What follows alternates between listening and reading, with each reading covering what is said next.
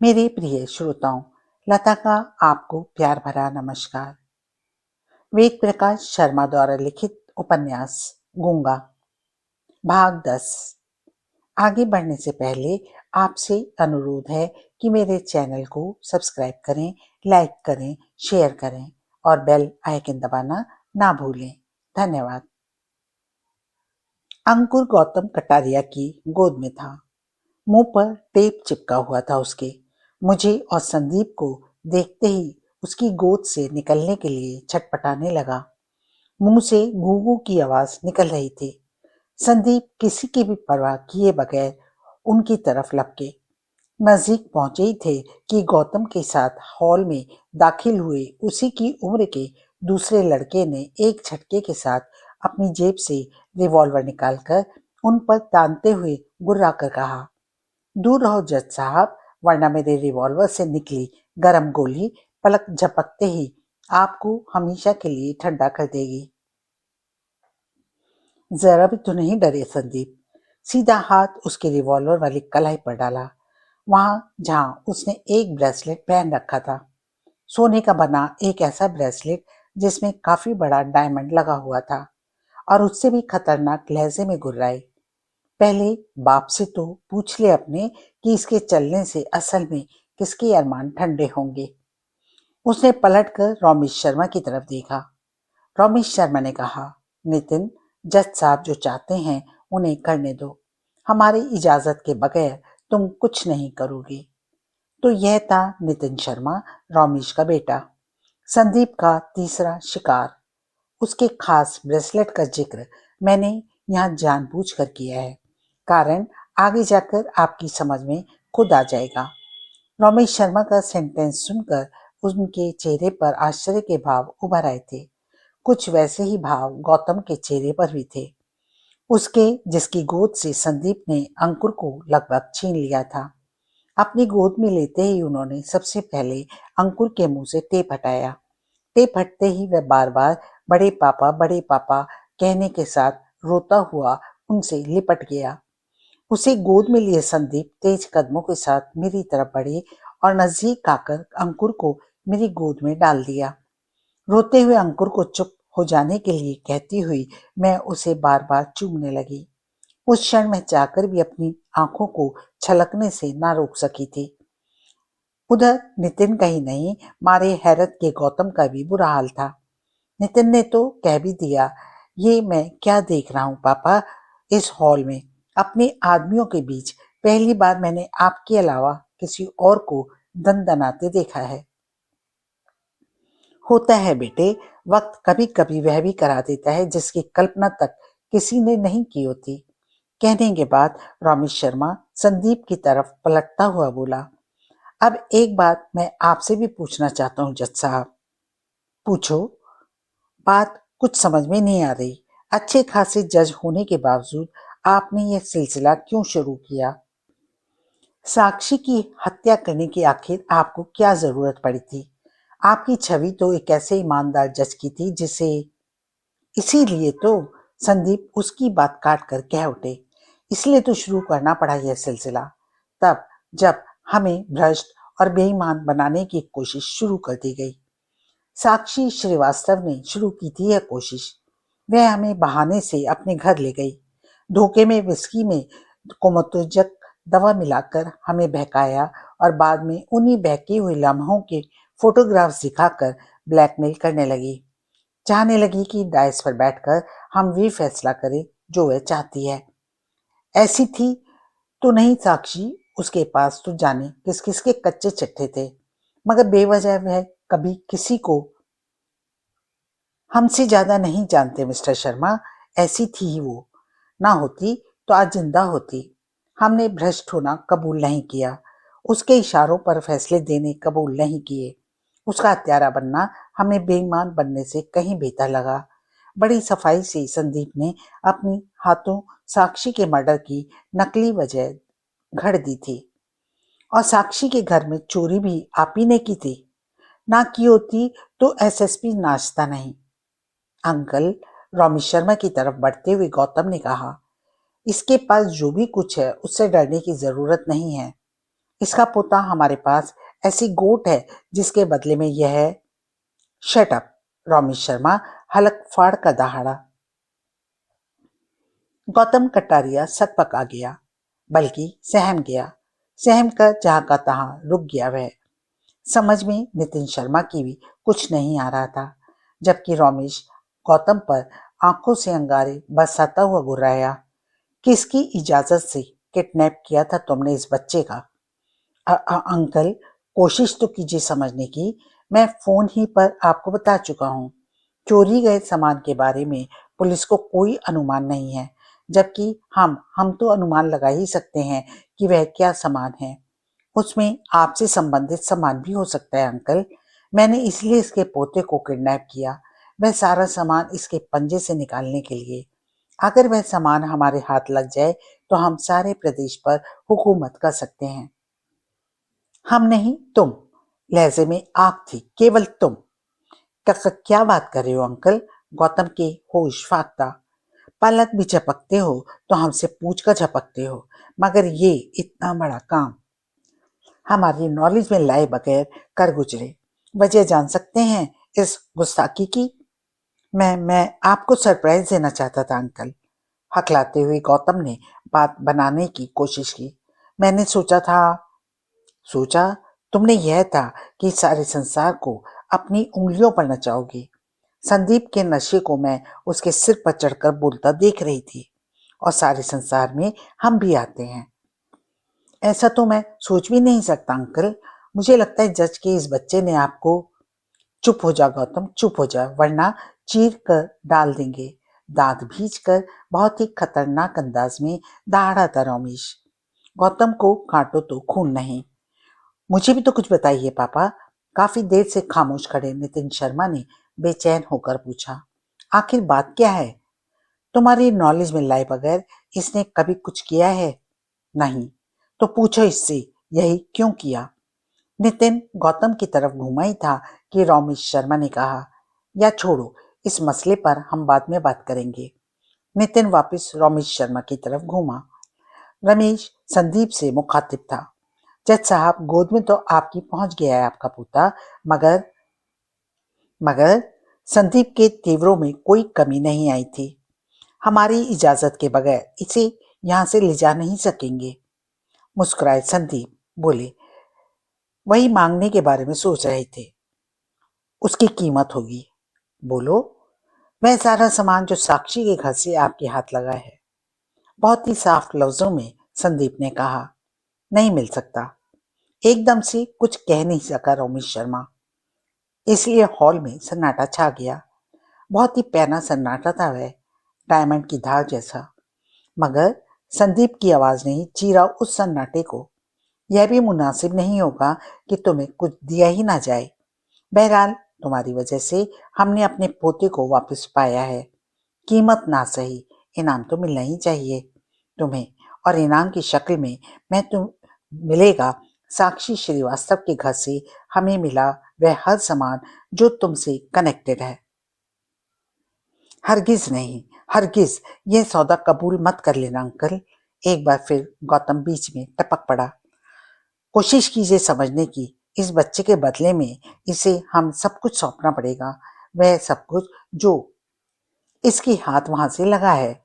सबके कच्चे छिट्टे हैं उसमें, मुख्यमंत्री तक के। उसके इस्तेमाल से आप मुख्यमंत्री बन सकते हैं अंकल। रमेश शर्मा ने संदीप की तरफ देखा। बोला कुछ नहीं था वह। चेहरे पर ऐसे भाव थे जैसे कुछ सोच रहा हो। उसकी यह मुद्रा देखकर संदीप मुस्कुराए। बोले, लालच आ रहा है मिस्टर शर्मा। सोच लो, खूब अच्छी तरह सोच लो, चाहे जितना वक्त खराब करो सोचने में। हम यही हैं, वक्त की अब हमारे पास कोई कमी नहीं है। मगर याद रखना, गौतम अभी बच्चा है, नादान है, अक्ल नहीं है उसमें, बिल्कुल बेवकूफ है। उसे नहीं मालूम कि लालच हमेशा बुरी बला होती है। पहले ही स्पष्ट कर चुके हैं, हमारा बेटा और बहू बूढ़े नहीं हो गए हैं अभी, इसलिए अंकुर की वह कीमत नहीं है जो गौतम समझ रहा है। मुख्यमंत्री बनने के सपने दिखा रहा है ये। इस गधे को यह नहीं मालूम कि अगर आज रात तक हम अपने बंगले में वापस नहीं लौटे तो वह सारा सामान जिसमें तुमसे संबंधित सामान भी है, सुबह के सूरज के साथ इस देश के चीफ जस्टिस के पास पहुंच जाएगा। मुख्यमंत्री बनने की जगह किसी जेल की अंधेरी कोठरी में सड़ रहे होगे तुम, या पब्लिक पत्थर मार मार कर निपटा देगी। बल्कि हमारा ख्याल तो यह है कि वैसा कुछ भी होने से पहले तुम खुद ही आत्महत्या कर लोगे। ठीक है जज साहब, जो होगा देखा जाएगा। रमेश शर्मा ने मानो फैसला कर लिया। मुझे यह सब कबूल है। मतलब? और अब आपको भी खुद सहित अपने सारे परिवार का खात्मा कबूल करना पड़ेगा। दृढ़ता पूर्वक यह सब कहते वक्त रमेश शर्मा के चेहरे पर आग ही आग नाच रही थी। तिरपन कांप गई मेरे। चौंक कर संदीप की तरफ देखा, बावजूद इसके समझ नहीं सकी कि रमेश के फैसले का उन पर क्या असर पड़ा है। इस बीच नितिन को हुक्म दिया उसने, बहुत हो चुका नितिन, बच्चे को उसकी गोद से छीन लो। और नितिन को तो जैसे इंतजार ही ऐसे किसी आदेश का था। वह बाज की तरह मेरी तरफ झपटा। नहीं, जो उसे चीखने के साथ मैं पीछे हटी। जाहिर है अंकुर को अपने कलेजे से बुरी तरह चिपका लिया था, मगर उस अवस्था में भला मेरी क्या चलने वाली थी। अंकुर को नितिन ने मुझसे छीन लिया। उधर वह बुरी तरह रो रहे मचल रहे अंकुर को लिए अपने बाप की तरफ बढ़ रहा था। इधर मैं दौड़ती हुई संदीप के नजदीक पहुंचकर दहाड़ी, ये क्या कर रहे हो संदीप, तुम क्या कर रहे हो? वह सारा सामान इन कमीनों को दे क्यों नहीं देते जो ये मांग रहे हैं? क्या वह सब हमारे अंकुर से कीमती हैं? हम सबसे कीमती हैं तुम्हारे लिए। बचा लो प्लीज संदीप, अंकुर को बचा लो। अब अगर तुम एक भी लफ्ज बोली तो इन कुत्तों से पहले हम तुम्हें खत्म कर देंगे। इन भयंकर लफ्जों के साथ संदीप ने जो हरकत की, उसने मेरे रोम रोम को कपा डाला। बड़ी ही जबरदस्त फुर्ती के साथ अपनी जेब से रिवॉल्वर निकालकर उन्होंने मेरे मस्तक पर, ठीक मस्तक पर रख दिया था और सुलगते स्वर में कहते चले गए, इसीलिए हम साथ नहीं लाना चाहते थे तुम्हें। तुम्हें क्या मालूम वह सामान कितना कीमती है। कोई अहमियत नहीं रखती हम और तुम और हमारा परिवार। ये मसला देश का है कवि, देश की आबरू का है। और क्या सोचती हो तुम? क्या यह है कि अगर वह सब हम इन्हें सौंप देंगे तो ये हम लोगों को, हमारे परिवार को बख्श देंगे? हरगिज नहीं, किसी हालत में ऐसा नहीं हो सकता। ये आपकी गलतफहमी है मिस्टर सान्याल। उनकी बात काटकर रमेश कह उठा, भला आपको या आपके परिवार को खत्म करके हमें क्या फायदा होने वाला है? वादा करता हूं अगर आप वह सामान हमें सौंप देंगे तो तब भी हमें यह सौदा मंजूर नहीं। रमेश शर्मा, संदीप शेर की तरह दहाड़ते चले गए। अगर तुम्हें अपनी बर्बादी मंजूर है तो हमें भी मंजूर है। करो जो उस बच्चे के साथ कर सकते हो और फिर देखो वह मंजर जिसकी कल्पना तुमने अपने पूरे जीवन में नहीं की होगी। आज तक तुमने अपने सामने गिड़गिड़ाते लोग देखे हैं। हमने पहले ही कहा था उनमें गिनती हमारी मत करना। याद रखना उस क्षण, ठीक उस क्षण तुम्हारे और हमारे बीच किसी भी सौदे की हर गुंजाइश खत्म हो जाएगी। जिस क्षण अंकुर का बाल भी बांका किया जाएगा। वादा रहा, तुम्हारे किसी मुस्टंडे को अपनी पत्नी के जिस्म पर हाथ तक लगाने का मौका नहीं देंगे हम। उससे पहले ही इस रिवॉल्वर की 3 गोलियां कविता के जिस्म में होंगी। 3 हमारे, उसके बाद तुम्हारा सारा सामना चीफ जस्टिस से होगा, इस देश की जनता से होगा और होगा हर उस शख्स से जिनके हाथों में तुम्हारी नंगी तस्वीरें होंगी। याद रखना उनमें ऐसी तस्वीरें भी हैं जिनमें तुम साक्षी के गुप्तांग चाटते नजर आ रहे हो। एक ही झटके में पीला पड़ गया रोमेश शर्मा का चेहरा। पीला जल्द, और उसी का क्यों, नितिन के पैरों पर भी मानो ब्रेक लग गया था, पावर ब्रेक। अपने बाप की तरफ हक बकाकर देखता रह गया था वह। और बाप को काटो तो खून नहीं। पलक झपकते ही आंखें ऐसी नजर आने लगी थी जैसे मुर्दे की आंखें हों। शमशान की राख उड़ रही थी उसके चेहरे पर। वादा करो, याद करो रमेश शर्मा। दांत भींचे संदीप कहते चले गए, कैसी कैसी शर्मनाक हरकतें की हैं तुमने साक्षी श्रीवास्तव के बेडरूम में। बड़ी चालू औरत थी साक्षी, हर लम्हे का फोटो संभाल कर रख रखा है उसने। वहां तक कि खामोश। नितिन शर्मा जख्मी सपोले की तरह संदीप की तरफ पलटता हुआ दहाड़ा। खामोश हो जा हरामजादे, वरना जुबान काट कर जमीन पर डाल दूंगा। फोटो तो तेरे भी हैं साक्षी के साथ, चुप होने की जगह और उग्र होकर कहते गए संदीप। बाप बेटे दोनों एक ही औरत के साथ, वाह खूब एंजॉय करेगी पब्लिक। कमीने कुत्ते दहाड़ने के साथ इस बार तो संदीप की तरफ दौड़ ही पड़ा था नितिन शर्मा। अंदाज उन्हें उसी क्षण चीर फाड़ डालने का था, मगर तभी वातावरण में रमेश शर्मा की आवाज गूंजी, होश में आओ नितिन, होश में आओ। एक बार फिर नितिन जहां का तहां रुक गया।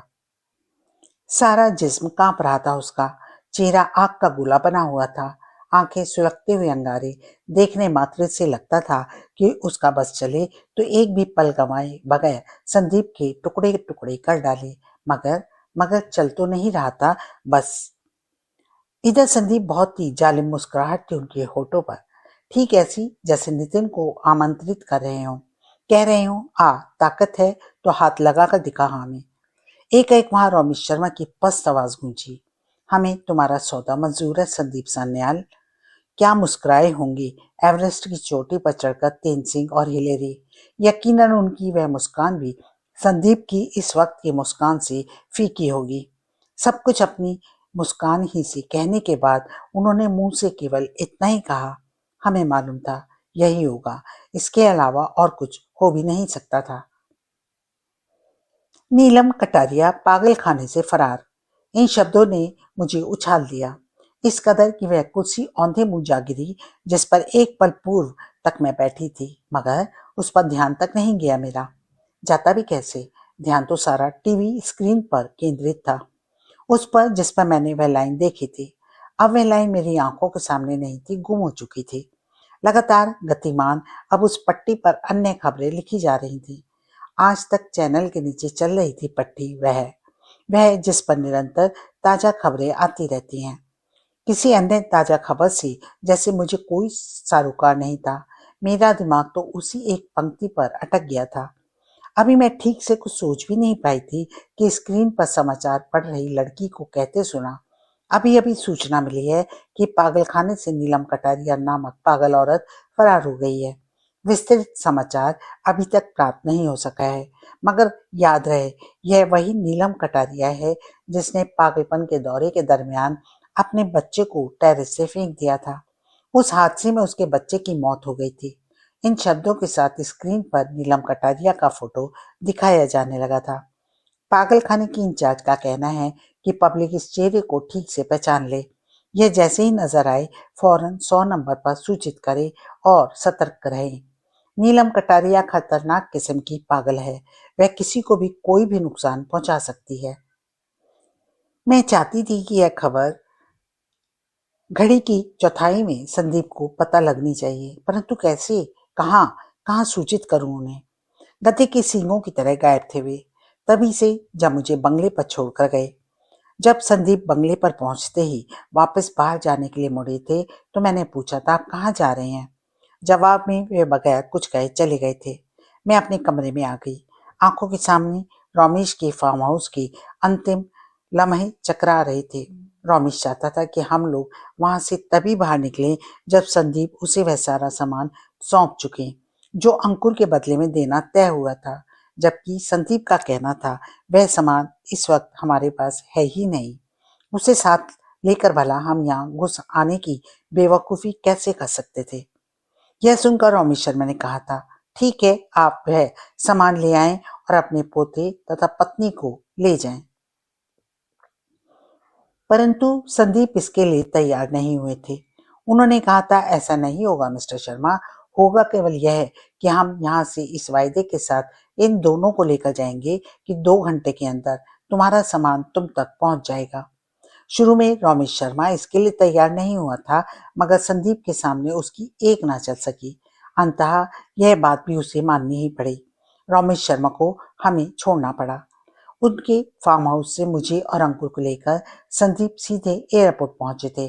अंकुर को लंदन जाने वाले विमान पर चढ़ाया था उन्होंने, और वहीं से मानव को फोन करके बता दिया था कि अंकुर कौन सी फ्लाइट में है, ताकि वह सही समय पर उसे रिसीव करने लंदन एयरपोर्ट पर पहुंच जाए।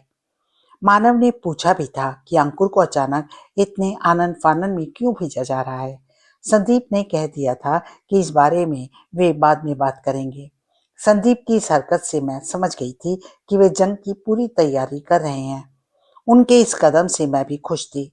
भला मैं कैसे चाह सकती थी कि इतने खतरनाक लोगों से छिड़ी जंग के दरमियान अंकुर इंडिया में रहे। बल्कि अगर यह कहूं तो ज्यादा मुनासिब होगा कि मेरे कहे बगैर संदीप ने यह कदम ऐसा उठाया था जैसा कि मैं चाहती थी कि वे उठाएं। एयरपोर्ट से हम तब हिले जब फ्लाइट टेक ओवर कर चुकी। हम शाम के करीब 6 बजे बंगले पर पहुंचे थे और उस वक्त मैं सोच रही थी शायद रमेश शर्मा से किया अपना वायदा ही निभाने गए हैं वे। यह विचार भी मुझे शंकाओं से घेर डालने वाला था। मैं यह सोच सोच कर डरने लगी थी। यह तो ठीक है कि संदीप अपने वायदे के पक्के हैं, मगर रमेश शर्मा भी उतना ही पक्का होगा, इसकी क्या गारंटी थी। यह भी तो हो सकता है कि वह सामान हाथ में आते ही जिसके कारण वह प्रेशर में था अपना रुख बदल ले और संदीप को कोई नुकसान पहुंचा दे। वह नुकसान किसी भी किस्म का हो सकता था। मैंने संदीप का मोबाइल मिलाया, स्विच ऑफ था। तब से लेकर अब तक यानी रात के 12 बजे तक अनेक बार उनके मोबाइल का नंबर मिला चुकी थी। एक बार भी संपर्क स्थापित नहीं हो सका।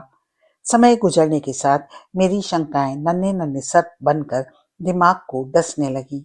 शायद आपको भी अनुभव होगा, ऐसे मौकों पर अच्छे ख्याल कम आते हैं, ज्यादातर अनिष्ट की आशंका ही सताती हैं। वही सब मेरे साथ भी हो रहा था। कई बार मेरी इच्छा रमेश शर्मा का नंबर मिलाने की हुई थी। हर बार इस इच्छा को यह सोचकर दबा गई कि इससे कहीं संदीप की किसी योजना पर प्रतिकूल प्रभाव ना पड़े। मगर अब जबकि मुझे उनकी फिक्र जरूरत से ज्यादा ही सताने लगी, यह शंका प्रबल से प्रबलतम होती चली गई कि संदीप कहीं दुश्मनों की किसी चाल का शिकार तो नहीं हो गए हैं। और इधर टीवी पर नीलम कटारिया से संबंधित समाचार ने तो मेरी बेचैनी को जैसे पराकाष्ठा पर पहुंचा दिया था। उस वक्त स्क्रीन पर निरंतर गतिमान पट्टी पर केवल यही शब्द नजर आ रहे थे जब अचानक दरवाजा खुला। संदीप नजर आए। कुछ कहने के लिए मैं उनकी तरफ लपकी थी कि जाम होकर रह गई, यूं जैसे अचानक पत्थर की शिला में बदल गई हूं। मुंह खुला का खुला रह गया। अपने सारे जिस्म में चिंगारियां सी दौड़ती महसूस हुई मुझे, जैसे जहन से अचानक किसी ने 440 वोल्ट का नंगा तार छुआ दिया हो। कोशिश के बावजूद एक भी लफ्ज नहीं निकाल सकी मुंह से। पथराई सी आंखों से बस उस चेहरे को देखती रह गई थी जो संदीप के पीछे कमरे में दाखिल हुआ था। नीलम कटारिया का चेहरा था वह, नीलम कटारिया का। वह हरे बॉर्डर वाली वही सफेद धोती पहनी हुई थी जिसमें मैंने उसे पागल खाने में देखा था। मगर इस वक्त पागल बिल्कुल नजर नहीं आ रही थी वह। पागल तो पहली नजर में पागल खाने में भी नजर नहीं आई थी। अभी अपने होशो आवाज दुरुस्त करने की प्रक्रिया से मैं गुजर ही रही थी कि संदीप ने कहा, मेरे ख्याल से इंट्रोडक्शन की जरूरत नहीं है कवि, तुम नीलम से मिल चुकी हो। वो तो ठीक है, मगर ये यहाँ आपके साथ। शब्द मेरे होठों से फिसलते चले गए। बात कुछ समझ नहीं आ रही।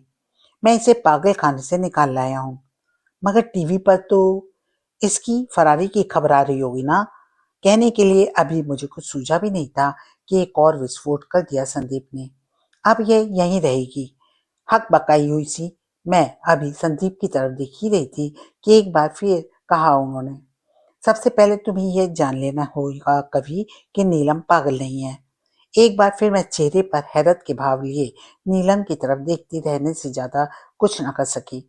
हालांकि वह सब कुछ मुझे स्वप्न सा लग रहा था, मगर यह सच है कि इस बार खुद नीलम ने ही मेरी तरफ बढ़ते हुए कहा, जज अंकल ठीक कह रहे हैं आंटी, मैं पागल नहीं हूँ, मगर पागल बना दी गई।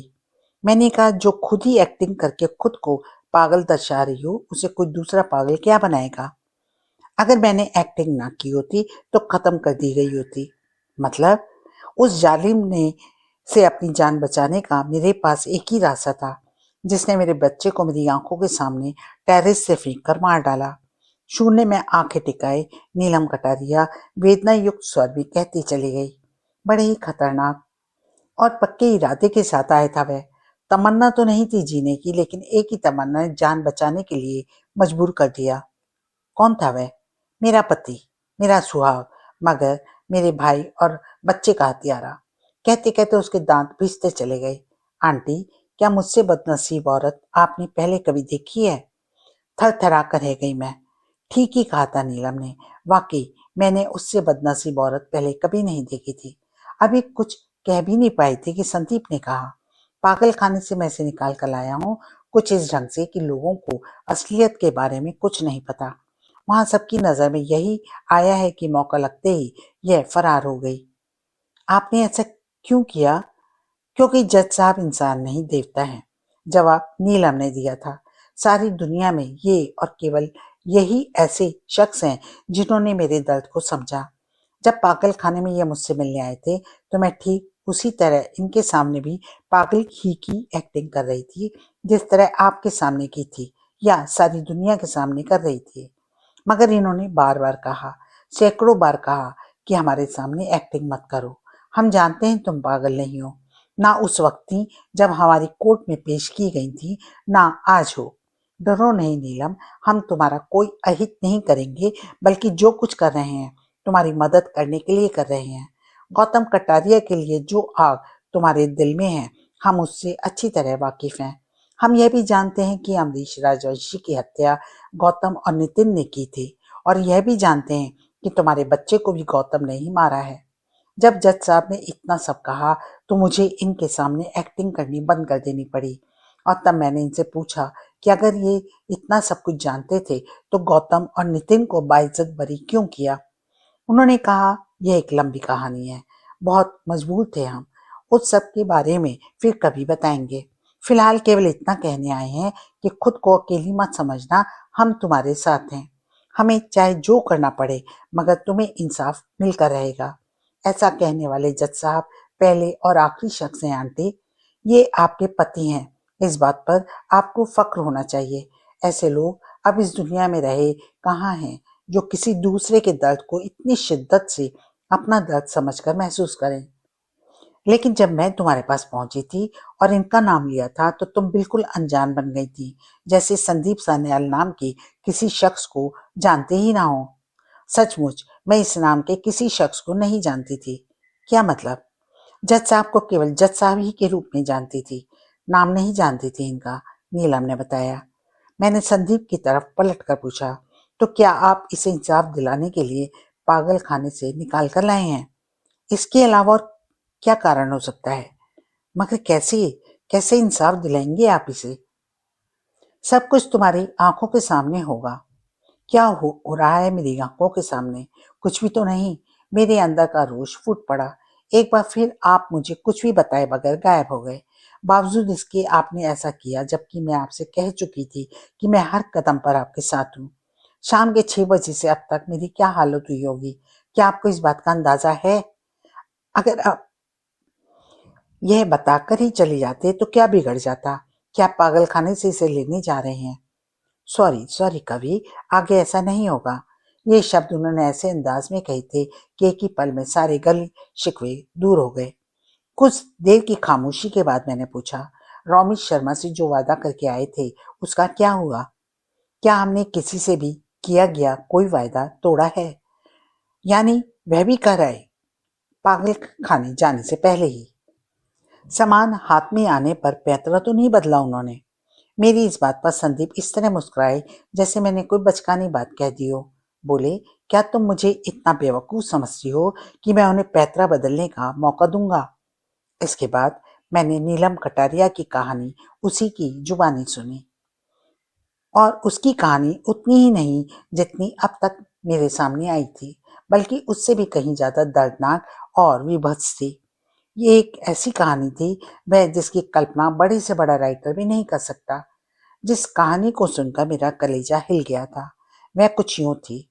स्टूडेंट लाइफ में नीलम को गौतम से मोहब्बत हो गई थी। इस मोहब्बत ने उसे इतना पागल कर दिया था कि माँ बाप की एक ना सुनी।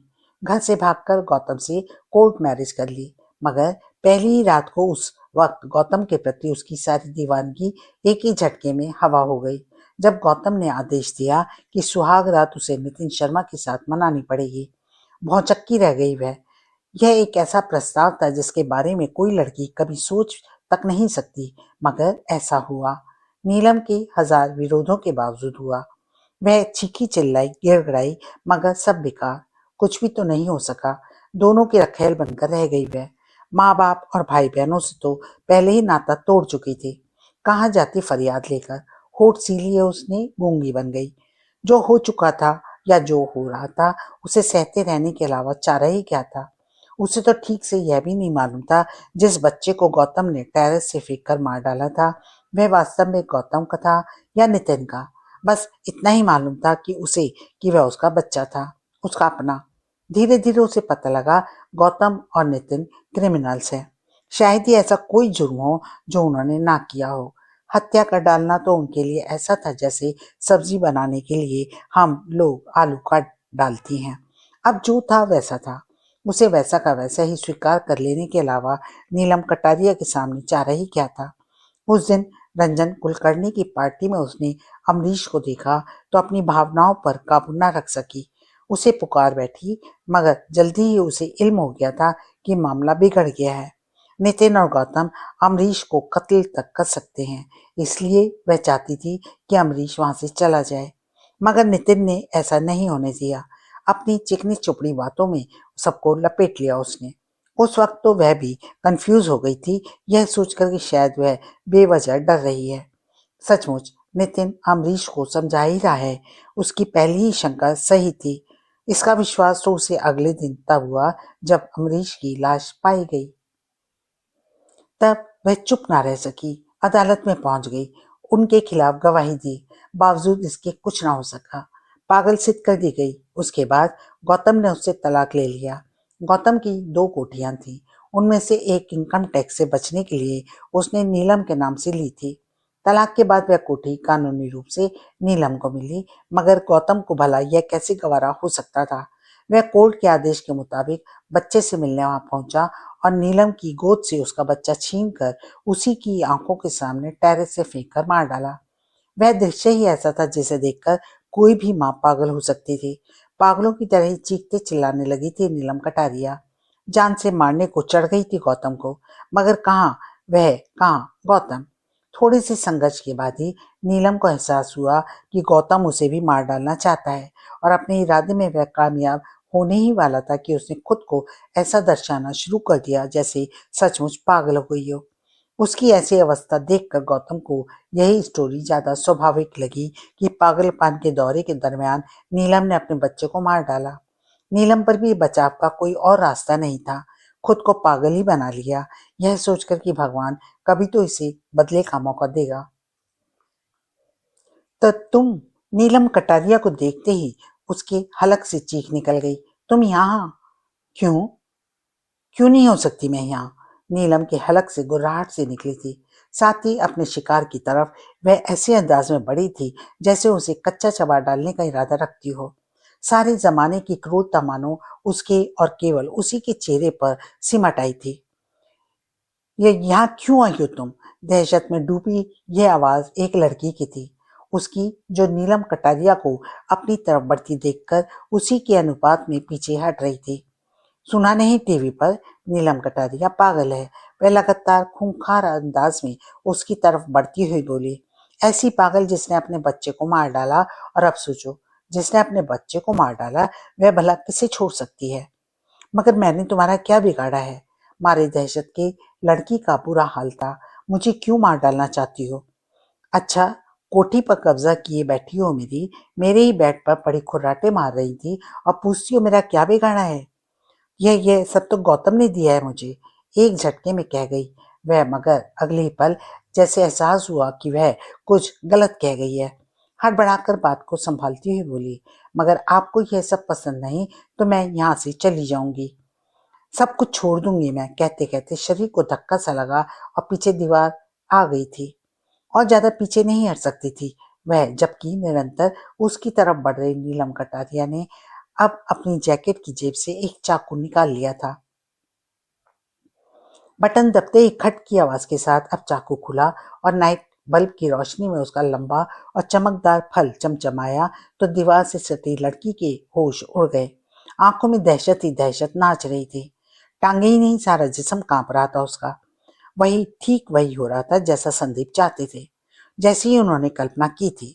यकीनन नीलम कटारिया उस वक्त बेहद खूंखार नजर आ रही थी। वह ऐसी नजर आए इसके लिए संदीप ने खास मेहनत की थी, खुद गेटअप तैयार किया था उसका। उसी गेटअप के मुताबिक उस वक्त उसके जिस्म पर काले चमड़े का चुस्त लिबास था, पैरों में भारी काले बूट, लंबे बाल खुले हुए। अपनी आंखों के चारों तरफ बने काले धब्बों के कारण वह कुछ ज्यादा ही डरावनी नजर आ रही थी। जिस अनुपात में वह दीवार से सटी लड़की की तरफ बढ़ रही थी, लड़की के जिस्म का कंपन उसी अनुपात में बढ़ता चला गया।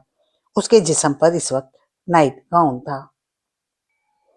नीलम की वहां आगमन से पूर्व बेड पर पड़ी चैन की नींद से सो रही थी बेचारी। आंखें खुलते ही जो नजारा महामाया पर पड़ी तो हालत तो वैसी होनी ही थी जो हो रही थी। आंखें खोलने पर मजबूर भी तो उसे नीलम नहीं किया था। उसके सोते जिस्म पर उसने भारी बूट की जोरदार ठोकर जमाकर लड़की हड़बड़ाकर उठी थी। नीलम उसके नजदीक पहुंची, ठीक संदीप के निर्देशानुसार झपटकर बाएं हाथ से लड़की के बाल पकड़े और चाकू की नोक उसकी सुराहीदार गर्दन पर रख दी। गुर्राई, मेरी जगह लेगी? मेरी जगह? न नहीं, मेरा ऐसा कोई इरादा नहीं है। लड़की मिमिया उठी। आप कहेंगी तो मैं अभी इसी वक्त यहाँ से चली जाऊंगी। अब इससे काम नहीं चलेगा रश्मि, केवल इतना ही कर देने से काम नहीं चलेगा। दांत भींच कर कहने के साथ इस बार नीलम ने चाकू की नोक हौले से उसकी गर्दन में पेवस्त कर दी थी। खून की धारा फूट पड़ी वहां से। रश्मि के हलक से चीख निकल गई थी।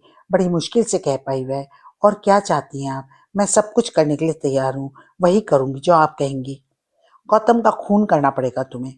खून? रश्मि के छक्के छूट गए। हाँ, टेरेस से धक्का देना होगा तुम्हें उसे। नीलम वही सब कहती चली गई जो गौतम ने पढ़ाया था। ठीक उसी तरह मारना होगा उसे जिस तरह उसने मेरे बच्चे को मारा था।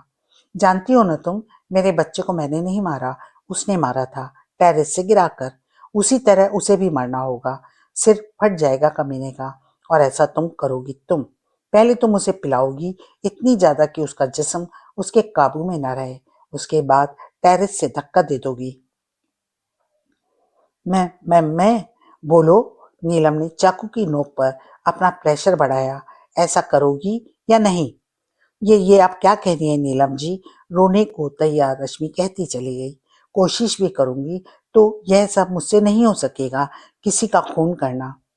यह सब समझाते वक्त संदीप ने नीलम से कहा था, इस अवस्था में एक बार और धमकाकर जब तुम उससे कहोगी कि यह काम तुम्हें करना ही है तो आगे चलकर करे भले ही नहीं, मगर उस वक्त यह भी कबूल कर लेगी। मगर तुम्हें तुरंत ही पैतरा बदल कर कहना है, ठीक है, अगर तुम यह हत्या नहीं कर सकती तो टेरेस पर ले जाकर दारू तो पिला सकती हो उसे। और यही कहा नीलम ने। जवाब में रश्मि ने पूछा, काका क्या मतलब? हत्या मैं खुद कर लूंगी, नीलम कहती चली गई। तुम्हें उसे शराब पिला देनी है, इतनी ज्यादा कि उसे अपना होश ना रहे। यह काम तुम्हें टेरेस पर करना है ताकि मैं उसे वहां से धकेल सकूं। इस पर भी जब रश्मि ने नानुकुर करने की कोशिश की तो संदीप के निर्देशानुसार नीलम ने चाकू की नोक पर थोड़ा सा दबाव और बढ़ाते हुए कहा, अपनी जान प्यारी नहीं है शायद तुझे? जी बोल गई रश्मि, और कर भी क्या सकती थी बेचारी। वह हर बात मानने लेने के अलावा उसके पास कोई चारा नहीं था जो नीलम कह रही थी। और नीलम ने कहा, यह काम तुम्हें कल ही करना है। कल रात मैं ठीक 1 बजे आऊंगी। यह सारा दृश्य मैं और संदीप एक खिड़की के पास से देख रहे थे। उस खिड़की के पास से जिसका कांच काटने के बाद नीलम कटारिया को उस कमरे में उतारा गया था।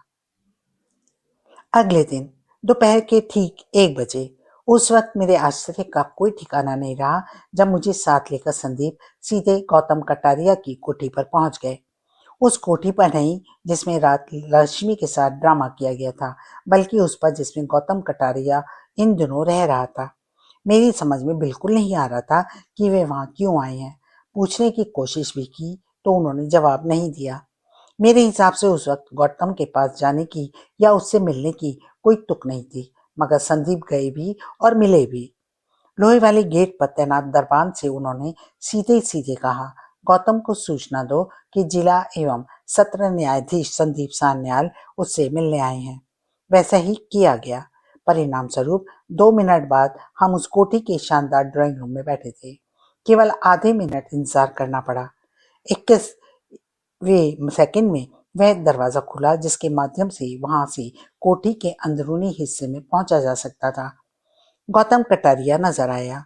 उस वक्त वह सफेद चूड़दार पजामा, सिल्क का काला कुर्ता और पैरों में कोल्हापुरी चप्पलें पहने हुए था। चेहरे पर वैसे भाव बिल्कुल नहीं थे जैसे आमतौर पर अपने घर आए मेहमान को देखकर किसी व्यक्ति के चेहरे पर होते हैं। हमारे नजदीक आते ही बेहद रूखे स्वर में पूछा था उसने, कहिए जज साहब, यहाँ कैसे आना हुआ? हम ड्राइंग रूम में पड़े सोफों पर बैठे थे, मगर वह नहीं बैठा। उपरोक्त वाक्य भी उसने खड़े खड़े ही कहा। अतः संदीप भी होठों पर बेहद दिलचस्प मुस्कान बिखेर कर खड़े होते हुए बोले, नाराज मालूम पड़ते हो नितिन, और उसके फादर से आपने मेरे 20 साल पुराने संबंध खराब करा दिए। सपाट लहजे में वह कहता चला गया। इसके बाद भी क्या आप यह सोचते हैं कि अपने घर आने पर मैं आपका स्वागत गुलदस्ते के साथ करूंगा? ओह, इसलिए नाराज हो? कोशिश तो हालांकि आपने ऐसी की थी कि रॉमेश अंकल मुझे वहां से वापस ही ना आने दें, मगर मगर अगर तुम गिड़गिड़ाए होते, कहा होगा यह तुम्हारी पहली और आखिरी गलती है, जीवन में फिर कभी वैसा करना भी नहीं, सोचोगे तक नहीं। हमारे ख्याल से तो रोकर भी दिखाना पड़ा तुम्हें, बार बार माफी मांगनी पड़ी होगी, और तब तब कहीं जाकर उन्होंने तुम्हें माफ किया होगा। साथ ही कहा होगा भविष्य में कभी हमसे किसी किस्म का संबंध मत रखना। बहुत चालाक हो तुम, उसने दांत पीसे, बहुत चालाक। संदीप यूं मुस्कुराए जैसे उसने उनकी तारीफ की हो। बोले, नहीं गौतम कटारिया, नहीं, तुम्हें अभी भी ठीक से इल्म नहीं कि हम कितने चालाक हैं। क्या मतलब? तुमने जो यह कहा कि हमने ऐसी कोशिश की थी कि रमेश अंकल तुम्हें वहां से वापस ही ना आने दें, गलत है। ऐसी कोई कोशिश नहीं की हमने। इसलिए नहीं की क्योंकि हम ऐसा चाहते ही नहीं थे। अब पूछो, ऐसा क्यों नहीं चाहते थे हम? काका, क्यों नहीं चाहते थे? उसकी आंखों में झांकने के साथ संदीप ने बहुत ही आराम से जो बात कह दी उसने मेरे होश उड़ा दिए।